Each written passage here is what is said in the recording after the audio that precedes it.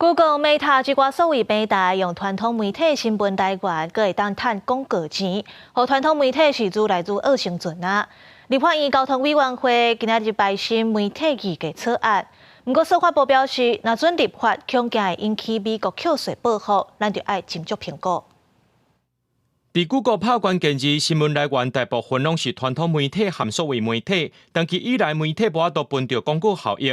立法院交通委员会审查媒体议价相关法案，纳入被立委总共提出6个版本。台湾民众党的提案是双轨，就是我们有民进党提的这个基金，也有直接议价这个方式。我采取的呢就是澳洲模式，强调商业议价跟强制仲裁。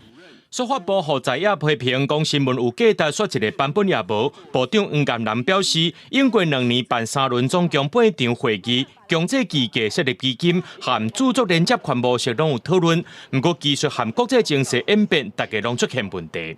太草率立法会造成不是帮助，是造成伤害。所以我觉得这个可以再稍微等一下。但是呢，我们同时继续进行这方面的研究，尤其是对于强制议价。 黄甘南用澳洲、加拿大媒体议价做例 ，Google 用关钱换合面 ，Meta 是讲新闻流量只有3%，自2014年3月开始就无要和媒体出版商签约，对中小型媒体造成严重的冲击。那美国总统川普上任了后，强调关税公平性，立法可能会引起美国关税报复。我们有没有评估过，如果立这样的法，会不会引发美国报复性关税措施？